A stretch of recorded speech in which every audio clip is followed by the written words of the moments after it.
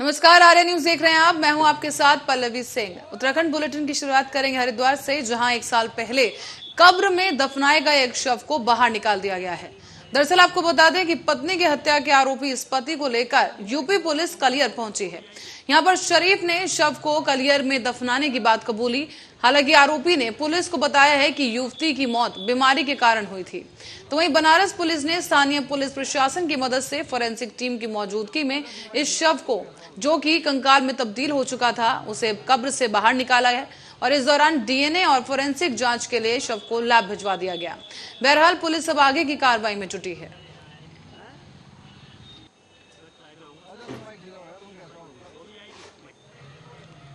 बढ़ते अगली खबर की ओर। खबर गवरियाल से है, जहां पर जिलाधिकारी धीरज सिंह ने रामनगर पहुंचकर तहसील परिसर में जनता की समस्याएं सुनी।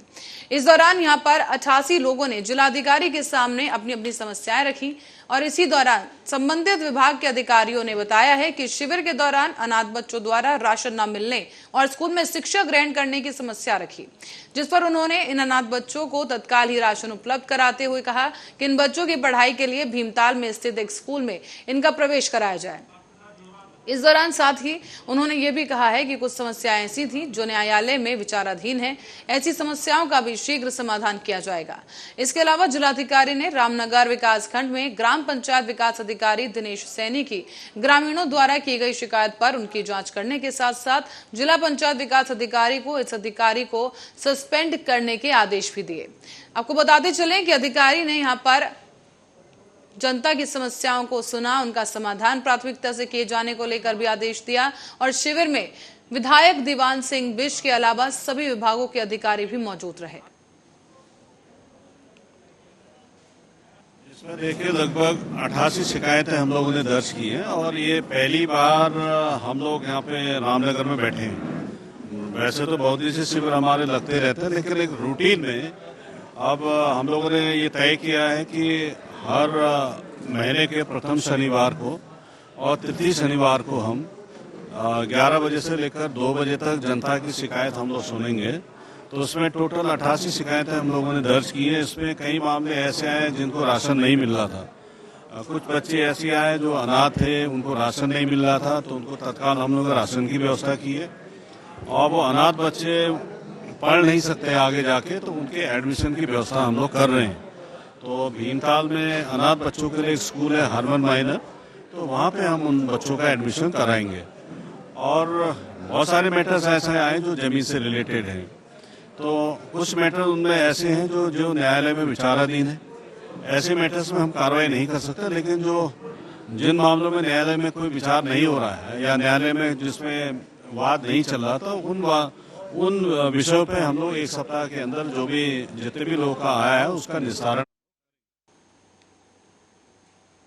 और नैनीताल में कुछ ही घंटों में एक के बाद एक 3 महिलाओं के पर्स चोरी होने की घटना सामने आई, जिसके बाद पुलिस हरकत में आ गई है। आपको बता दें कि पुलिस ने डांट पर लगे सीसीटीवी कैमरा की मदद से शक के आधार पर एक व्यक्ति को पकड़ा है। तो वहीं उसके पास से चोरी किया गया एक पर्स बरामद हुआ, जिसके बाद उसे गिरफ्तार कर उसके खिलाफ मुकदमा दर्ज कर लिया गया। आपको बताते चलें कि पकड़ा गया आरोपित अधिवक्ता बताया जा रहा है और जानकारी के मुताबिक कुमाऊं विश्वविद्यालय के हॉस्टल में रहने वाले वैष्णवी शाह ने रविवार की शाम को तल्लीताल डांट पर जाकर तैनात पुलिसकर्मियों को उसका पर्स होने की सूचना दी थी। इसी के बाद डांट पर तैनात चीता कांस्टेबल अमित गहलोत और चनी राम बैग तलाशने में जुटे, जिसके बाद पुलिसकर्मियों ने लाउडस्पीकर से बैग खो जाने को लेकर अनाउंसमेंट भी किया और करीब इसके 15 मिनट बाद ही बस स्टेशन के पास एक बैग बरामद हो गया, मगर बैग में रखा हुआ सारा सामान और 3,500 रुपए नकदी गायब मिले।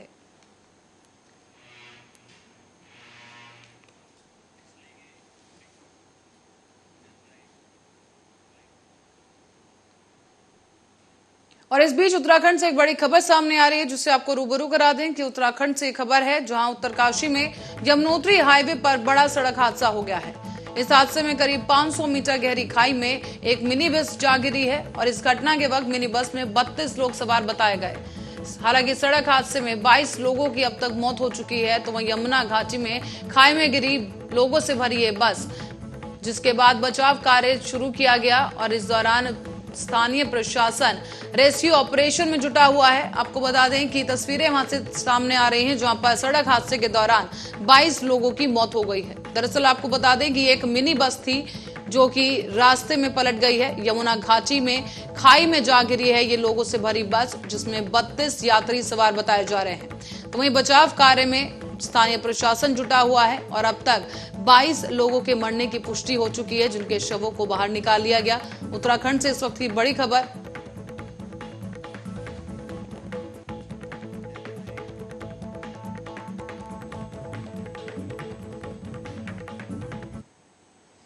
और यमुनोत्री हाईवे पर रिखाऊ खंड के पास ही एक बस दुर्घटना में करीब 26 तीर्थयात्रियों की भी मौत हो गई, जबकि 4 लोग गंभीर रूप से घायल बताए जा रहे हैं। और ये बस मध्य प्रदेश के तीर्थयात्रियों से भरी हुई थी।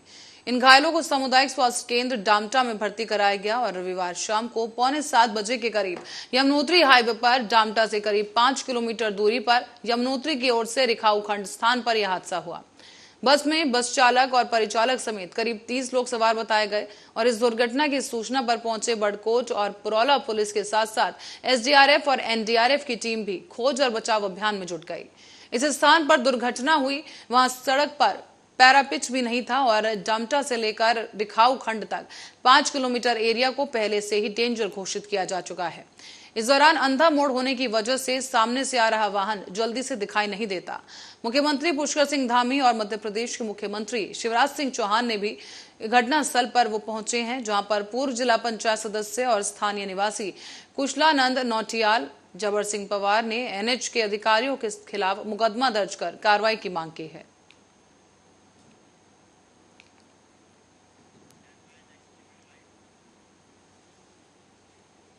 और दिन भर चटकती धूप, पारा 40 डिग्री के करीब और शाम ढलने के बाद तक तपिश बरकरार। ऐसा ही कुछ हालत है उत्तराखंड में लोगों की, जहां पर दिन भर उमस रहती है और पर्वतीय क्षेत्रों में भी अब आंशिक बादल छाए होने की संभावनाएं हैं, लेकिन ये बादल बरस नहीं रहे। दरअसल मौसम वैज्ञानिकों का कहना है कि अभी 4 से 5 दिन और इसी तरह से उमस भरी गर्मी बेहाल करेगी। अनुमान यह भी है कि आधा जून मानसूनी बारिश के इंतजार में ही बीत जाएगा और बीते 24 घंटे में केवल चंपावत में बूंदाबांदी का रिकॉर्ड है। बताते चले आपको कि पंतनगर, कुशीनगर, बाजपुर, खटीमा जैसे ज्यादातर इलाकों में ये पारा जो है वो 41 डिग्री से लेकर 42 डिग्री के बीच रहा। मौसम विज्ञान केंद्र देहरादून के निदेशक विक्रम सिंह का यह कहना है कि अभी 9 जून के आसपास तक मौसम ऐसा ही बने रहने की संभावना है।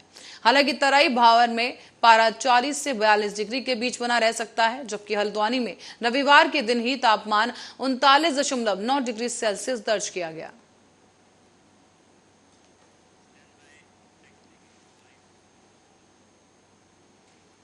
बढ़ते अगली खबर की ओर। अल्मोड़ा में नगर और आसपास के क्षेत्रों में दौड़ रहे ओवरलोड वाहन हादसों को दावत दे रहे हैं, लेकिन परिवहन और पुलिस विभाग की नजर इन वाहनों पर नहीं पड़ रही। सुबह और शाम के समय भी जब नगर में छोटे वाहन ओवरलोड होकर धड़ल्ले से घूम रहे हैं, वहीं पर ग्रामीणों क्षेत्रों में दिन भर बड़े वाहन ओवरलोड दौड़ते हुए नजर आते हैं। पहाड़ी क्षेत्रों की सड़क और हादसों का मुख्य कारण भी यहां पर ये वाहन बन रहे हैं, जहां सड़कों का खराब होना और वाहनों का ओवरलोड होकर चलना भी पहाड़ों में हादसों का कारण है। आपको बताते चले कि ग्रामीण क्षेत्रों में सड़कों में कोई हादसा वाहनों की ओवरलोडिंग के कारण हुआ, तो वहीं इसके बाद भी वाहन चालक ओवरलोड से परहेज नहीं कर रहे और ना ही परिवहन विभाग और पुलिस प्रशासन इन पर अंकुश लगा पा रहा है। नगर से ग्रामीण क्षेत्रों को चलने वाले वाहन मानक से अधिक सवारियां बैठाते हैं, जिसके कारण खराब सड़कों पर वाहनों के पलटने का खतरा बना रहता है। तो वहीं बड़े ट्रक जैसे और ओवरलोड होने की वजह से ऊंचाई वाले सड़कों पर उनके असंतुलित होकर गिरने का भी खतरा रहता है।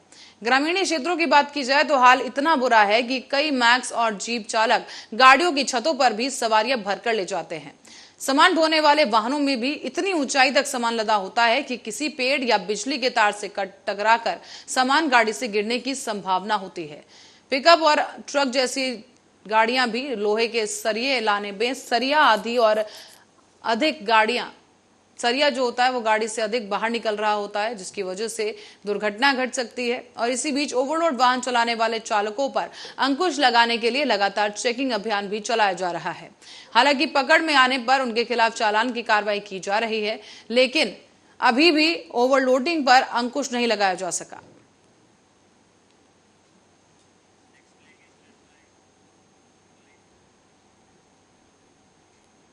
इसी बीच गंगा यमुना समेत जिले की 10 नदियों में मछली पकड़ने पर रोक लगा दी गई है।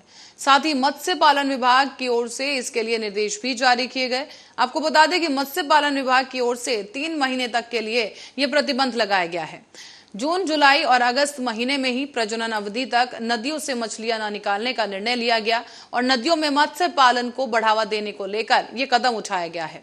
दरअसल मछली निकालते हुए पकड़े जाने पर मुकदमा दर्ज कर गिरफ्तारी भी कराई जा सकती है और इसकी निगरानी के लिए मत्स्य पालन विभाग की ओर से 6 टीमें गठित की गई। साथ ही नदिया के किनारे गांव में तैनात लेखपालों, ग्राम विकास अधिकारियों और बीट के सिपाहियों को भी इस पर नजर रखने के निर्देश जारी किए जा चुके हैं। आपको बताते चलें कि प्रजनन अवधि के दौरान 3 महीने तक गंगा, यमुना समेत 8 नदियों में मछली पकड़ने पर प्रतिबंध लगा दिया गया है। इससे नदियों में मत्स्य पालन बढ़ेगा और इसके उल्लंघन पर कड़ी कार्रवाई भी की जाएगी।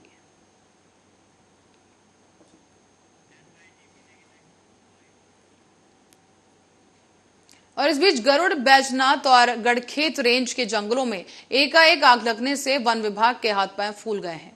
दरअसल गढ़खेत में जंगल की आग आबादी में पहुंचने से घास के चारों ओर जलकर खाक हो गए हैं और इस दौरान गौशाला को भी आंशिक क्षति पहुंची है। गढ़खेत रेंज के मल्ला मड़गेत गांव में यह मामला सामने आया, जहां जंगल की आग एकाएक आबादी से धमकने से रमेश लाल निवासी मल्ला गढ़खेत के 4 घास के लूटे जलकर राख हो गए हैं। गौशाला का आंशिक रूप से क्षति पहुंची है, जबकि गढ़खेत के पूर्व बीडीसी सदस्य आनंद गढ़िया ने बताया है कि इस जंगल की आग एकाएक आबादी में पहुंच गई है। इस घटना की सूचना मिलते ही वन रेंजर हरीश खरकवाल और ग्रामीण मौके पर पहुंचे, जिसके बाद वन कर्मियों और ग्रामीणों ने भरी मशक्कत के बाद आग पर काबू पा लिया है। तो वहीं बैजनाथ रेंज के कौसानी के अटगाड़ में जंगल में एकाएक आग लग गई और सूचना मिलते ही वन रेंजर सुरेंद्र सिंह नेगी दमकल वाहन और वन कर्मियों को लेकर घटनास्थल पहुंचे। वन विभाग ने ग्रामीणों और फायर वाहन की मदद से आग बुझाने में सफलता हासिल की। हालांकि वन पंचायत सीमा के सरपंच दिनेश लोहनी ने ग्रामीणों से जंगलों में आग न लगने की अपील की है।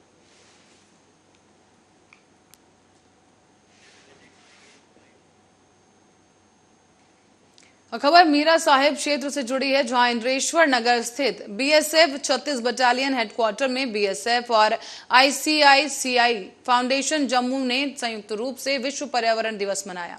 इस उपलक्ष्य में बटालियन हेडक्वार्टर में फलों के 905 पौधे लगाए गए। इस अवसर पर फाउंडेशन के विकास अधिकारी परविंदर सिंह, शकुन कोहली, बटालियन के deputy commandant Hardev Singh, deputy commandant Anu Malik जैसे तमाम अधिकारी भी विशेष तौर पर मौजूद रहे। सभी ने आज के दिन ही प्रासंगिक तौर पर जोर देते हुए पौधारोपण करने का जो यहाँ पर है बात कही है। और इसी के साथ ही डिप्टी कमांडेंट हरदेव सिंह ने कहा कि आज दुनिया भर में पर्यावरण का संतुलन बिगड़ गया है। जंगलों की अंधाधुंध कटाई के चलते पर्यावरण असंतुलित हो गया है और इसी वातावरण में प्रदूषित गैसें घुल रही हैं। तापमान बढ़ता जा रहा है और इसके लिए काफी हद तक इंसान ही जिम्मेदार है। इसीलिए पर्यावरण को हरा भरा और साफ सुथरा रखने के लिए हमें प्रण लेना चाहिए और ये भी संकल्प लेना चाहिए कि हर व्यक्ति को कम से कम एक पौधा जरूर लगाना चाहिए। जमीन पर अगर पौधे रहेंगे तो इंसान स्वच्छ हवा ले सकेंगे।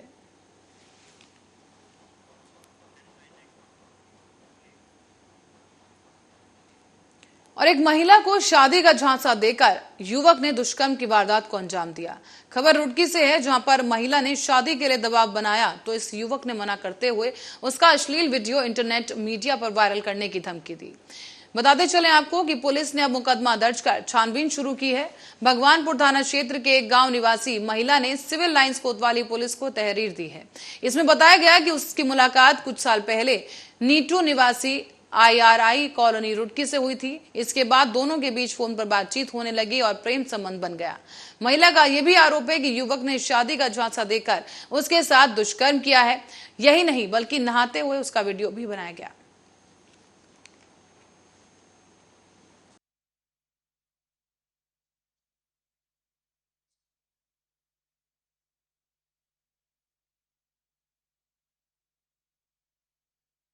कि महिला के पति को इनके रिश्ते की भनक लग गई, जिसके बाद महिला से उसका पति अलग हो गया। पारिवारिक संबंध खराब होने पर महिला ने पति से तलाक लिया और अब महिला ने इस युवक पर शादी के लिए दबाव बनाया, जिसके बाद प्रेमी युवक ने उसका वीडियो इंटरनेट मीडिया पर वायरल करने की धमकी दी। और इसी बाबत अब महिला ने कोतवाली पुलिस से शिकायत की है और कार्रवाई की मांग की। सिविल लाइंस कोतवाली के प्रभारी निरीक्षक देवेंद्र चौहान ने भी बताया कि पुलिस ने इस मामले में महिला की शिकायत पर युवक पर मुकदमा दर्ज कर दिया है।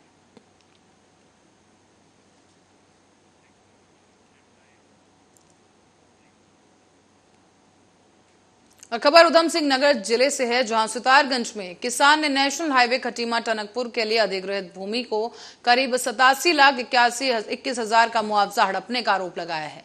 पुलिस ने यहां न्यायालय के आदेश पर जालसाज के खिलाफ मुकदमा दर्ज कर लिया, तो वहीं पुलिस अब इस मामले की जांच कर रही है। दरअसल परमजीत सिंह राणा, जिनके पिता दीवान सिंह निवासी पैरपुरा वार्ड 10 के न्यायालय के आदेश पर दर्ज कराए गए इस मुकदमे में आरोप लगाया गया कि परमजीत के अनुसार उसने 23 नवंबर साल 1915 को विशेष भूमि अध्याप्ति अधिकारी को मुआवजा लेने के लिए पत्राचार किया था। इसी बीच 10 मार्च 2016 को उसके दादा की मौत हो गई। पशुपति की मृत्यु के बाद वो मृतक के हकीकी वारिसों में है और 23 नवंबर को उसकी तरफ से विशेष भूमि अध्याप्ति अधिकारी को भेजे जाने के लिए मुआवजा पत्र से पता चला कि राकेश सिंह पुत्र मथुरा सिंह ने उसके दादा पशुपति के फर्जी हस्ताक्षर कर कूट चरित्र शपथ पत्र प्रस्तुत कर मुआवजे की धनराशि एक्सिस बैंक के खाते में ट्रांसफर करवा ली। इसके बाद से ही आरोपित राकेश सिंह ने स्वयं को खाते में उसके दादा के हिस्से का 87,21,900 रुपए डलवा लिए। इसका पता उसे आर्बिट्रेशन न्यायालय के जारी किए गए सम्मन के बाद पता चला, जिसके बाद शासन ने उसने बताया है कि मुआवजे की धनराशि भेज दी गई। पीड़ित ने इसका विरोध किया तो आरोपी धमकियां देने लगा है और अब यह मामला दर्ज किया जा चुका है और पुलिस इस मामले में कार्रवाई कर रही है।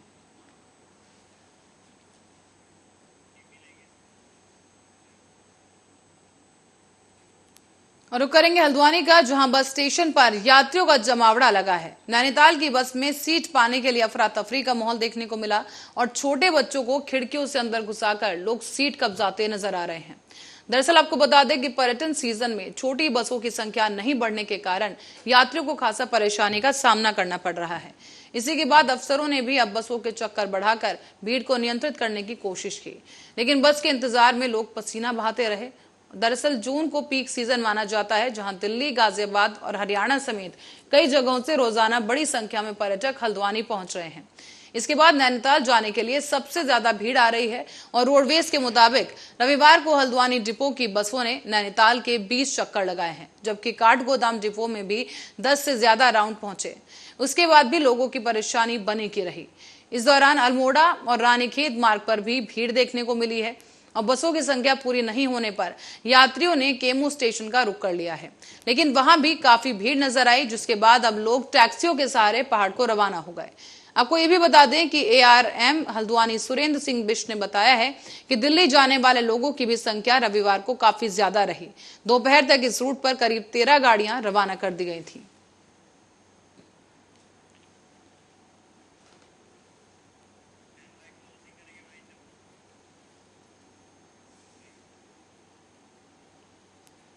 और इसी खबर के साथ ही उत्तराखंड बुलेटिन में फिलहाल के लिए इतना ही। आप बने रहे हमारे साथ, देखते रहे आर्य न्यूज।